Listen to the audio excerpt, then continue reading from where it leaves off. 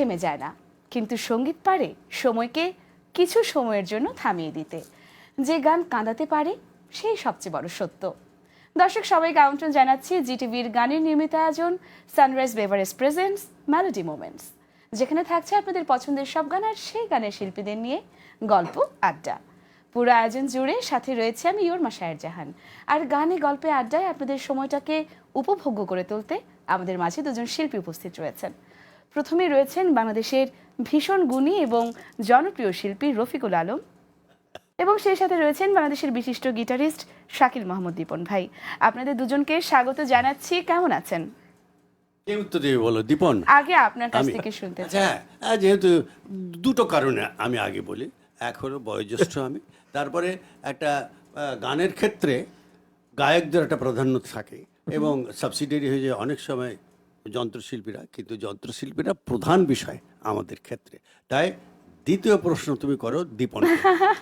দীপন ভাই চমৎকার হাসি বলে দিচ্ছে, নিশ্চয়ই ভীষণ ভালো আছে। না, আজকে তো আমি খুবই উৎফুল্ল, কারণ আমার জীবনের একটাই আশা যে আমি যখন আরো আমার এইজ আরো বাড়বে রফিক ভাইয়ের মতো যেন হইতে পারি। ওটা তো তুমি আছো, থাকবাই, বোঝাই যাচ্ছে। আসলে রফিক ভাই এমন একজন মানুষ, চিরতরুণ। যবে থেকে ওনাকে দেখছি টিভি স্ক্রিনে, আমার বুদ্ধি হবার পর থেকে আমি এই মানুষটার কোনো পরিবর্তন দেখছি না, না গানে না অবয়বে। আমি একই রকম দেখছি রফিক ভাই, এবং হ্যাটস অফ। পৃথিবীতে যিনি পাঠিয়েছেন তার বোধহয় একটা খুব ভালো আশীর্বাদ আছে নিশ্চয়ই। তা না হলে আমাদের সত্যি সত্যি আমার বয়সের যারা গান করেন তারা অনেকেই আমার থেকে অনেক বার্ধক্য পেয়ে গেছে। হ্যাঁ, তাদের বোঝাই যায় যে তাদের বয়স হয়ে গেছে গানে এবং চেহারাতেও। আপনার গানের শুরুটা কি করে হলো?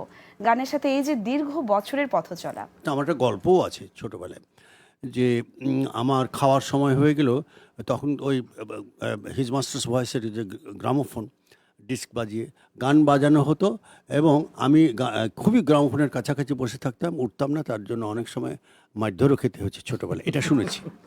হ্যাঁ, এটা সত্যি একেবারে শৈশব গানের সঙ্গে আমার মননের দিক দিয়ে এবং দার্শনিক দিক দিয়ে গানের সঙ্গে সম্পর্ক।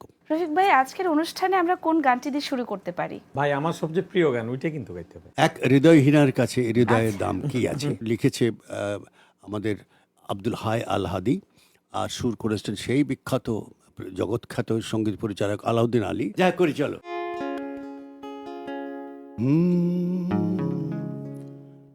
এক হৃদয়হীনার কাছে হৃদয়ের দাম কি আছে, এক হৃদয়হীনার কাছে হৃদয়ের দাম কি আছে। সে আছে নিজকে নিয়ে, আমি তো আপন দোষে পেলাম শুধু অথই যন্ত্রণা। এক হৃদয়হীনার কাছে হৃদয়ের দাম কি আছে, এক হৃদয়হীনার কাছে হৃদয়ের দাম কি আছে।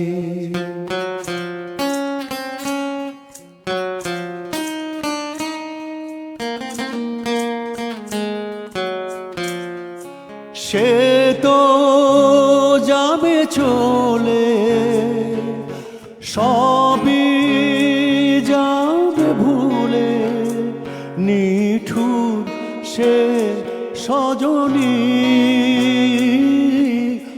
আমি যাব কেঁদে তারই সেধে সেধে, জেগে শুধু রজনী। নীরবে নীরবে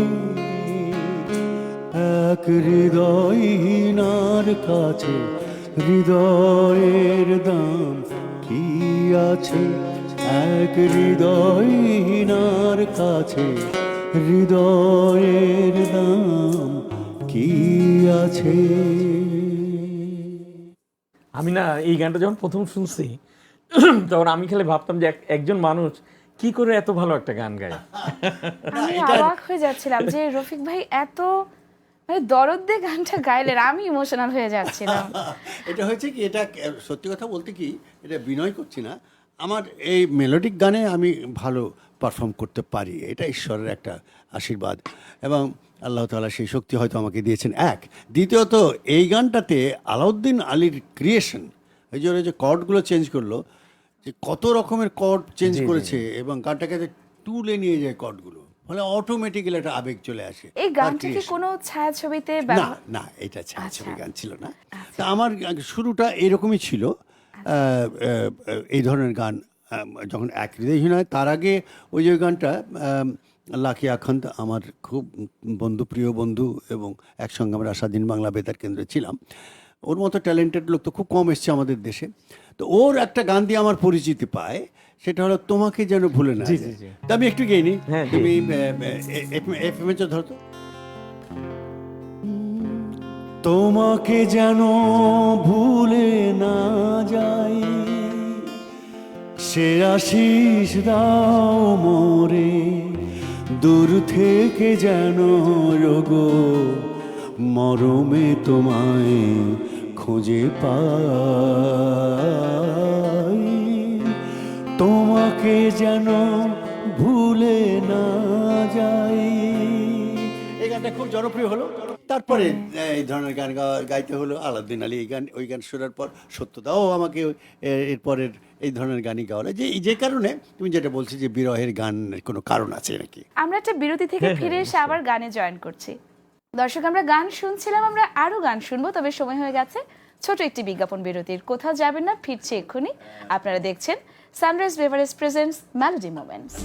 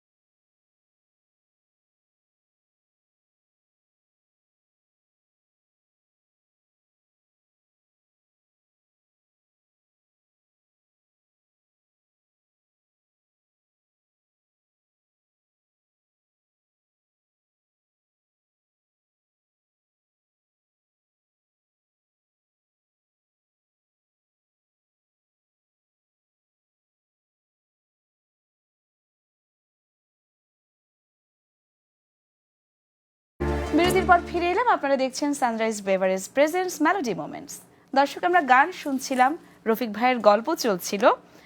যেমনটা শুনছিলাম আসলে যে বিরহের যে ব্যাপার ভাইয়ের গানের মধ্যে একটা, সেটি কি কারণে আসলে হয়, এই রহস্যটি আজকে আমরা উদ্ঘাটন করেছি। রফিক ভাই, আমি শুনছিলাম বিরতির ফাঁকে দীপন ভাইয়ের কাছ থেকে, আসলে আপনি তো একজন ভার্সেটাইল সিঙ্গার, সেটা তো আমরা অনস্বীকার্য আসলে এই ব্যাপারটি। খুব লজ্জা পাচ্ছে আমার। না, একেবারেই না। আমি ভাই দুর্দান্ত ফোক গান ঠিক করেন, এই কথাটাই দুর্দান্ত। বলতে চাচ্ছি। সবাই শুধু শুনে থাকে টিভি স্ক্রিনে যে রফিক ভাই আধুনিক গান গেয়ে থাকেন, হ্যাঁ। কিন্তু আজকে আমরা একটু জিটিভির পর্দায় চমক দেখাতে চাই। ভাইয়ের কাছ থেকে যদি কোনো একটা ফোক গান আমরা শুনতে পারি। না রে, ফোক আমি অনেক গেয়েছি, অনেক আচ্ছা। folk। ওই যে ও যেটা একটু আগে বলছিল, আশা ছিল মনে মনে। আশা ছিল মনে মনে, এই গানটা খুব জনপ্রিয়তা পায়, ভীষণ মানুষ খুব জনপ্রিয় পছন্দ গানটি। করে। এটা ছোট্ট একটা গল্পটা বলে নিই। নিশ্চয়ই। এই গানটা বিটিভিতে আমাদের সুবর্ণা আর আমাদের আফজালের নায়িকা ছিল, একটা নাটক হচ্ছিল। আচ্ছা। সেই নাটকে মিউজিক ডিরেকশন দিচ্ছিলেন শাহনওয়াজ। সে এখন আমার বন্ধু মানুষ, সে এখন কানাডায় বসবাস করছে। ওর সুর করা, ও বলে তোকে দিয়ে একটা ফোক গান করো। আমি গাই আধুনিক গান আর রবীন্দ্রসঙ্গীত, তুমি আমাকে ফোক গায়ে আমার 12টা বাজাবো, তোমারও 12টা বাজবে। তো তোর যে না না না, আমার প্ল্যান করেছি। এটার গীতিকার কিন্তু বিরাট বড় মানুষ, জহির রায়হান সাহেবের 4 লাইন, 1000 বছর ধরে উপন্যাসের মধ্যে 4 লাইন ছিল, আশা ছিল মনে মনে প্রেম করিব তোমার সঙ্গে।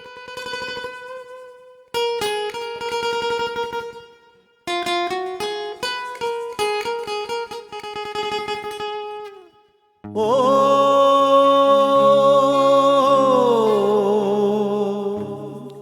ও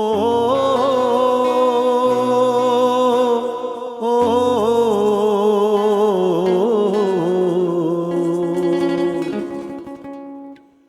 আশা ছিল মনে মনে প্রেম করিব তোমার সনে, তোমায় নিয়ে ঘর বাঁধিব গহীন বালু চরে, গহীন বালু চরে, গহীন বালু চরে।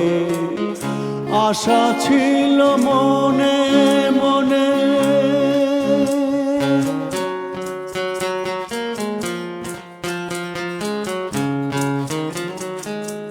ভালোবাসার কি যন্ত্রণা প্রেমিক ছাড়া কেউ বোঝে না,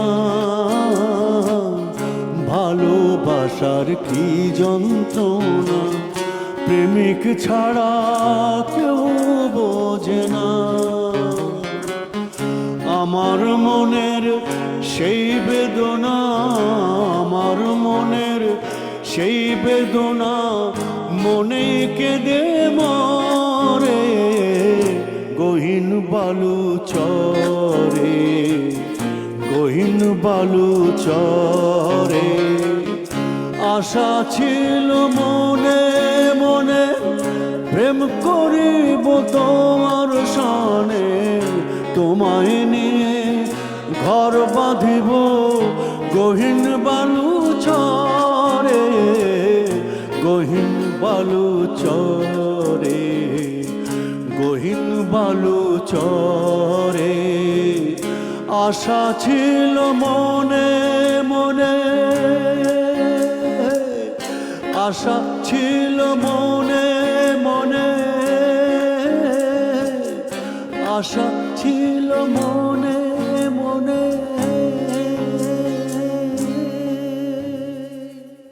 এই গান শুনে কেউ যদি বলে যে রফিক ভাই ফোক গান নিয়মিত করেন না, তার কি বলবা তুমি? কি দুর্দান্ত গাইলেন না রফিক ভাই। আপনার প্রসঙ্গ আসলে একেবারে অটোমেটিকলি যে মানুষটার নাম চলে আসে, তিনি হচ্ছেন আমাদের সবার পছন্দের আবিদা আপা। আসলে দুজনকে পাশাপাশি যদি আজকে সেটে দেখতে পারতাম, আমার মনে হয় যে সবচেয়ে বেশি পূর্ণতা পেত। আপনার সহধর্মিনীর কাছ থেকে আসলে আপনি নিশ্চয়ই অনেক বেশি সাপোর্ট পান, তা না হলে এতটা জার্নি কিন্তু সম্ভব হতো না। এই কথাটা একেবারে অনস্বীকার্য।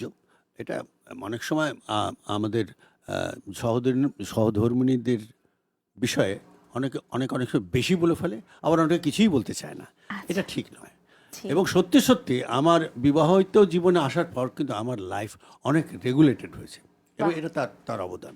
আর সাংসারিক ব্যাপারে সেও যেমন সাংসারিক, আমিও সেরকম সাংসারিক। আমি এখনো কাঁচা বাজারে বাজার করতে যাই, ক্লাস 6-এ এইবার কিন্তু আমি এই যে গোপন কথাটা টেনে আনবো এবার। কি কি?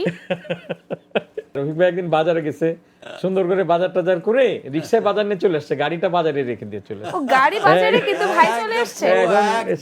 পুরো একটা দিন গাড়িটা ওই রাস্তায় পড়ে আছে। এখন হঠাৎ মাছ আলার খেয়াল হয়েছে, আরে এই গাড়ি তো রফিক স্যারের গাড়ি। সে বাসায় চলে আসছে, বাসা চেনে তো, বলে যে এই স্যার আপনি আপনার গাড়ি কই? গাড়ি গ্যারেজে। স্যার গ্যারেজে না, আপনি মনে হয় কোথাও রাখছেন।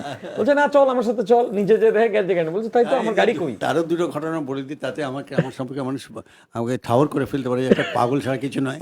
আমি একবার তোমার ভাবিকে এক বিয়ে বাড়িতে ফেলে রেখে চলে এসেছিলাম। হ্যাঁ, বিয়ে বাড়িতে গিয়েছি, আর তারপর আমি কোন বন্ধুর সঙ্গে গল্প করতে করতে করতে হেঁটে চলে এসেছি বাড়িতে একবার, আর দুইবার এরোপ্লেনে আমি জুতা ফেলে বেরিয়ে চলে এসেছি। আচ্ছা, আবিদ আপার প্রসঙ্গ যেহেতু এসছে, আমরা কি আবিদ আপার খুব জনপ্রিয় কোনো গানের বা আপনারা ডুয়েট করেছেন এমন কোনো গানের 2 লাইন ছোট করে শুনতে পারি? তাহলে একটা কাজ করি, আমার বিয়ের পর সত্যদা বললো যে তোমাদের বিয়েতে আমি কোনো উপহার দেবো না, এমন একটা উপহার দেবো সারা জীবন যেন থেকে যায়। বললো বিয়ের বোধহয় মাসখানেক পরেই আমাদেরকে দিয়ে একটা ডুয়েট গান করালো উজান ভাটি ছবিতে। বলছে ডুয়েট গান তোমরা ছবিতে করো না? হ্যাঁ হ্যাঁ হ্যাঁ, এটা কিন্তু উনি ডিক্লারেশন দিয়েছিলেন, এটা আমার গিফট, যেটা সারা জীবন থেকে যাবে।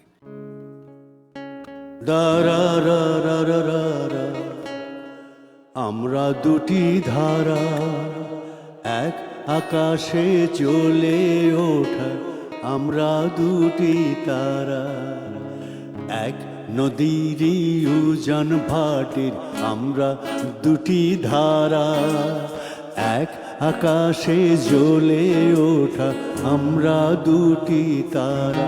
ও তুমি আমার, আমি তোমার প্রেমে পাগল পারা, তুমি আমার, আমি তোমার প্রেমে পাগল পারা, প্রেমে পাগল পারা, এক নদীর উজান ভাটির আমরা দুটি ধারা, এক আকাশে জ্বলে ওঠা আমরা দুটি তারা।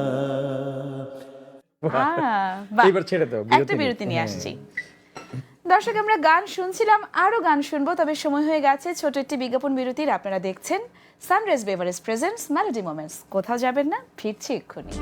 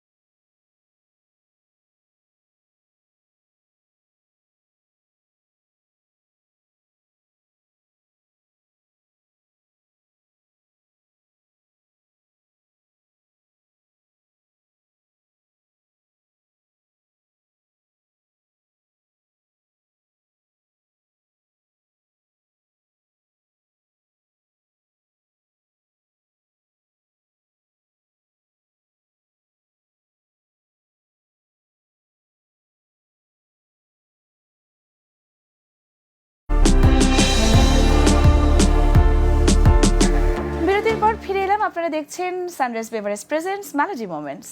রফিক ভাই, চমৎকার আমাদের কিন্তু গল্প জমে উঠেছিল। আচ্ছা, আমরা কিন্তু খেয়াল করি আপনার গানের ব্যাপারে যে ভীষণ বৈচিত্র্যময়, এত ডাইভার্সিটি আপনার গানে, এই ব্যাপারটা যদি খোলাসা করবেন আমাদের দর্শকদের জন্য। তাহলে তুমি যদি বৈচিত্র্যের কথা বলো তাহলে দীপন, ওই জি। যে শেখ সাদির একটা গান, ওইটা আরেক পরীক্ষা। এই পরীক্ষাটা হলো কি, শেখ সাদি বললো তোকে দিয়ে একটা ডিস্কো গান করাবো, তখন ডিস্কোর বিটটা খুব পপুলার। আচ্ছা, হ্যাঁ, একটা রক টাইপের গান। তো মুন্সি ওয়াদুদ গানটা লিখলো এবং একটা ম্যাগাজিন অনুষ্ঠানে আমি গাইলাম, খুব ভয় ভয় গেলাম, দেখ হবে না এগুলো, আমাকে দিয়ে হয় না, আমাদের টোনটা ছোট, বোঝো না কেন, আমাকে দিয়ে এগুলো গান গাওয়া কেন, ব্রাইট টোন, মোটা টোন, ঠিক টোন না হলে পারে তো ওইগুলো গান হয় না। বলছে না, হোক না হোক তোমাকে গাইতে হবে। শেখ সাদি আমাদের বন্ধু মানুষ এবং আমাকে অনেক গান গাইয়েছে ও, আলাউদ্দিনের মতো, সত্যদের মতো। গানটা কথা ছিল, একই খেলা চলছে হরদম, যে এখনকার যেমন সারা পৃথিবীতে অত্যন্ত অস্ত্র প্রতিযোগিতা চলছে না, এই ওকে মারছে ও ওকে মারছে, এই ধরনের একটা চলছে। তো এটার বিরুদ্ধে একটা একটা অ্যাপিল ছিল গানটাতে। গানটা শুনলে বুঝতে পারবে, একই খেলা চলছে হরদম, একদিকে নিরন্ন মানুষ আর একদিকে অ্যাটম, অর্থাৎ অ্যাটম। Atom bomb. আচ্ছা, ও একই খেলা চলছে হরদম, একই খেলা চলছে হরদম,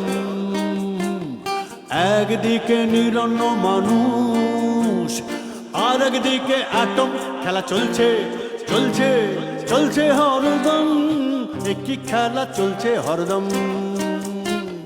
একই খেলা চলছে হরদম, একদিকে নিরন্ন মানুষ আর একদিকে অ্যাটম, খেলা চলছে চলছে চলছে হরদম, একই খেলা চলছে হরদম, একই খেলা চলছে হরদম।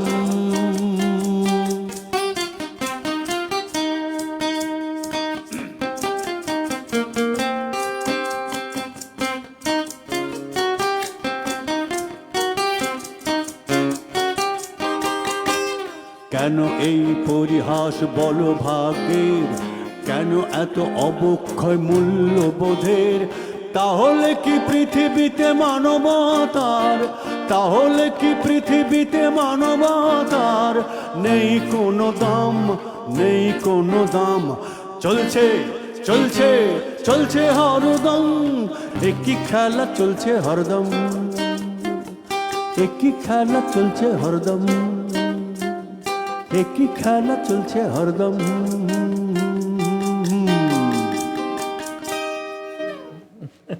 একটু আলাদা এত ধরনের বিটের একটা গান, আসলে আমি কি বলবো, শুরুতে যেমনটা বলছিলাম না যে রফিক ভাই একজন ভার্সেটাইল সিঙ্গার, ফোক আধুনিক থেকে শুরু করে রক এন্ড রোল দুর্দান্ত ভাই। হ্যাঁ হ্যাটস অফ। হ্যাঁ। ও তাহলে তো একটু নিজের কথা বলতে হবে রে। জি, আমি কিন্তু রবীন্দ্রসঙ্গীতের শিল্পী, আমি কিন্তু আমার মনে হয় রবীন্দ্রসঙ্গীতের রবীন্দ্রসঙ্গীতের দুই লাইনটা আমরা ছেড়ে দিতে আমরা পারি আজকে কিন্তু মনে হয়। আজকে রবীন্দ্র না শুনে আসলে যাচ্ছি না, বাড়ি আচ্ছা, ঠিক আছে, ফিরছি একটু না। গেয়ে দিই। নিশ্চয়ই। আমার জীবন শুরু হয়েছিল আমার ওস্তাদ গুরুজির নির্দেশে, যে শাস্ত্রীয় সঙ্গীত ছাড়া অন্য কোনো গান যদি গাইতে চাও, নজরুল সঙ্গীত, রবীন্দ্রসঙ্গীত এবং ভজন এছাড়া গাইতে পারবো না। তো আমি রবীন্দ্রসঙ্গীত চর্চা করতাম এবং রবীন্দ্রসঙ্গীত দিয়েই আমি রেডিওতে এনলিস্টেড হই, তালিকাভুক্ত হই। বাহ, আজ এই মানুষটি আমার অতিথি হয়ে এসেছেন, সেটি তো অবশ্যই আমাদের সবার জন্য অনেক বড় একটি পাওয়া। তোমাকে আপনি অসংখ্য ধন্যবাদ। এমনই চিরতরুণ থাকুন এবং গানে গানে আমাদের দর্শকদেরকে এভাবেই মাতিয়ে রাখুন। অনেক অনেক শুভকামনা, এবং দীপন ভাই সেই সাথে আপনাকে অনেক ধন্যবাদ জানাচ্ছি এত চমৎকার সঙ্গত দেওয়ার জন্য। আমি তো দর্শকদের কাছ থেকে বিদায় নিয়ে আসছি। দর্শক, গানে গল্পে আড্ডায় চমৎকার একটা সময় আমাদের গেল, কেননা আজকে বাংলাদেশের বরেণ্য শিল্পী রফিকুল আলম স্যার আমাদের মাঝে উপস্থিত ছিলেন, এবং দেখতে দেখতে কিন্তু আমাদের আজকের অনুষ্ঠানের একেবারে শেষ পর্যায়ে চলে এসেছি। যেতে ইচ্ছে হচ্ছে না, ইচ্ছে হচ্ছে রফিক ভাইয়ের কাছ থেকে আরো অনেক গান শুনতে। তবে আমাদের কিন্তু আবারও দেখা হচ্ছে আগামী পর্বে। সে পর্যন্ত সকলেই ভালো থাকুন, সুস্থ থাকুন, আর অবশ্যই সানরাইজ বেভারেজ প্রেজেন্টস মেলোডি মোমেন্টসের সাথেই থাকুন। দিয়ে গেলু বসন্তের গান খানি, দিয়ে গেলু বসন্তের গান খানি, দিয়ে গেলু বরষ ফুরায় যাবে, ভুলে যাবে, ভুলে যাবে, ভুলে যাবে জানি, দিয়ে গেল বসন্তের এই গান খানি, দিয়ে গেল বসন্তের এই।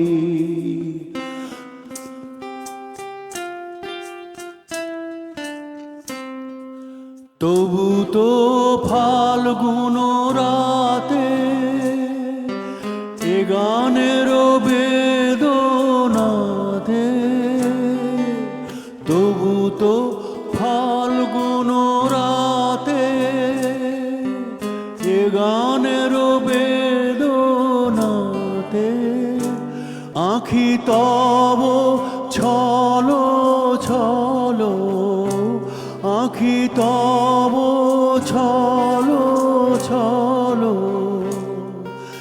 এই বহুমানি দিয়ে গেল বসন্তের এই গান খানি, দিয়ে গেল বসন্তের